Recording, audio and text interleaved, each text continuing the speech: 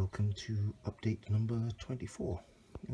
As you can see, I have now started to do the landscaping around this section of the branch line using some plaster cloth, which at the moment is just drying off. So done down there, around both sides of the track, and on this side here, a couple of screws here just to hold down this section of the landscape until that all hardens. And from this angle you can see the dip that I wanted, and then the wall going all the way round. So it's just a case now of letting that dry thoroughly, and then I'm going to make a plaster mix and brush that one over this, just to give it a bit of extra strength and hide some of these little holes, although you really probably won't see that once I've painted it and then put the grass on it. But I'll do that anyway, just to smooth out some of the irregularities that you can see here, and also the transition between the old part of the landscape and the new. And I may also regrass quite a lot of this area here as well, but I'll get this part dealt with first, and then I will move on to do the rest. As you've probably noticed, I've just temporarily connected a track here, so I can now run trains on this line through the goods yard. I was thinking about this for a while, and I think I'll probably keep something very similar to this. I'm not sure if I'm going to use some set track, because I do have some bits and pieces, or whether I'll just use a bit of flexi track that I have and just make this more sweeping. Instead of having this straight section here, it'll be a gentle curve and round like that. I'm still undecided what I'm going to put here with regards to landscape. I was originally thinking of cutting into the baseboard and making this dip down and doing something here, potentially some sort of water feature, the shore of a little river or lake or something like that, something that would justify the track sweeping round like that. But I've never done that before, so that would be a first for me. The other thing I'm also considering is just raising this section up just a little bit, and then having a field here, and instead of grass I would make it ploughed, some earth furrows, maybe a tractor on there, because I do have a little model tractor somewhere pulling a plough, something along those lines, just to give it a bit of interest. And then this between the tracks would really just be wasteland of some sort, scrub, bushes, and what have you. Maybe a couple of trees. That's another idea, as I said, that I've had, but I'm not convinced yet on what I need to do. So still be giving that some more thought. But I'm glad I've started the work on this. I've forgotten actually how messy this was, because it's been a while since I've used the plaster cloth. As you can see, even with newspapers covering all of this while I was working, some drops fell through, but it's nothing that can't be fixed. And it's just a case of lean over, working in this edge here, some gravel at the bottom and grass on on that slope, and then some trees. I've decided to put some trees on here, so I'll get all that prepared anyway. The trees and everything will be probably one of the last things that I fit, because I want to work on this section next. As I said in my last video, back scenes, I actually have ordered some back scenes, and they should be arriving shortly. So I'll see what they look like and what they bring to this scene, because that may very well determine how high I build up the landscape at the back there. As I said, I don't want to make it too high. Maybe just a gentle slope upwards and some trees here. My farm building there, and then the vineyard and the fruit trees going down that way. And I'm not sure what I want to do here. I have been looking at some kits online, and I've actually seen a couple that I think are really quite good. An old style country church, I think would look quite nice in there. I've got a signal box coming that I've ordered as well, and a few other little accessories, but I think I still need more than one building here. So a church and some other rustic type of building, so it doesn't become too crowded. I think that would be enough. And then the landscape surrounding it, trees, bushes, grass, obviously the road from the crossing through to the station. Actually, I've just put some little vehicles around there just to get an idea what that would look like. And I've done the same over here at the goods shed. This area on the other side, I will making that dirt gravel base, and then with a road and a fence and a gate of some sort leading off in that direction to join this road in the distance. And then these trees here will continue to here, so that'll blend that in quite nicely. I'm still not sure if I'm just going to have this slope coming up and over, or whether I build some sort of wall there or not.